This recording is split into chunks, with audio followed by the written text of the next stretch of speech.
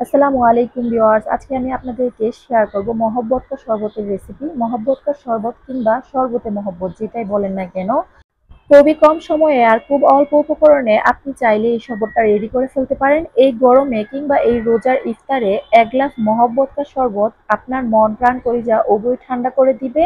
মহব্বত কা শরবতটা এত বেশি মজার হয় যে আপনি একবার বানিয়ে খেলে বারবার বানিয়ে খেতে চাইবেন।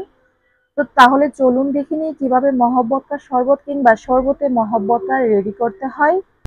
তার জন্য আমি প্রথমেই নিয়ে নিয়েছি 1 লিটার দুধকে জাল করে 3 পোয়া করে নিয়েছি। দুধটা যত বেশি ঘন করে নেবেন শরবতটা তত বেশি টেস্টি হবে। জাল করে ঘন করে নেওয়ার পর আমি ফ্রিজে রেখে কিছুটা ঠান্ডা করে নিয়েছি দুধ, যেহেতু শরবত বানাবো তাই ঠান্ডা ঠান্ডায় ভালো লাগবে। আর এখন দিয়ে দিচ্ছি চিনি। চিনি নিয়েছি 3 চামচ।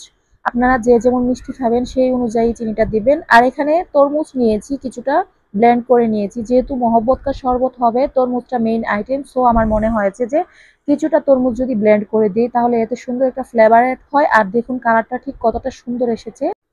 এখন দিয়ে দিচ্ছি রুহ আফজা। রুহ আফজা দিলেও কালারটা সুন্দর আসবে আর সুন্দর একটা স্মেল অ্যাড হবে, খেতেও অনেক বেশি টেস্টি হবে।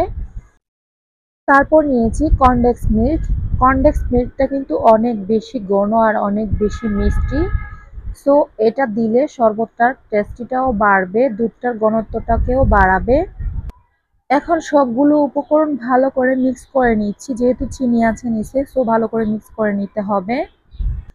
দিয়ে দিচ্ছি 1 টুকরো তরমুজকে ছোট ছোট কিউব করে কেটে। মহব্বত কা শরবতের মেইন আইটেম যেহেতু তরমুজ, সো আপনি ভালো দেখে 1 টুকরো তরমুজ ছোট ছোট সাইজ করে কেটে দিয়ে দিবেন। আপনারা চাইলে তরমুজগুলো ছোট ছোট সাইজ করে কেটে না দিয়ে ব্লেন্ড করেও দিতে পারেন। এখন দিয়ে দিচ্ছি কয়েকটা বরফ কুচি। শরবতটা একটু ঠান্ডা ঠান্ডা হলে খেতে ভালো লাগে। এখন আমি যে গ্লাসগুলোতে শরবতটা সার্ভ করব সেই গ্লাসগুলোর গায়ে কিছুটা রোয়াবজা ছিটিয়ে দিয়েছি সৌন্দর্যের জন্যে। এখন আমি গ্লাসে শরবতটা ঢেলে নিচ্ছি।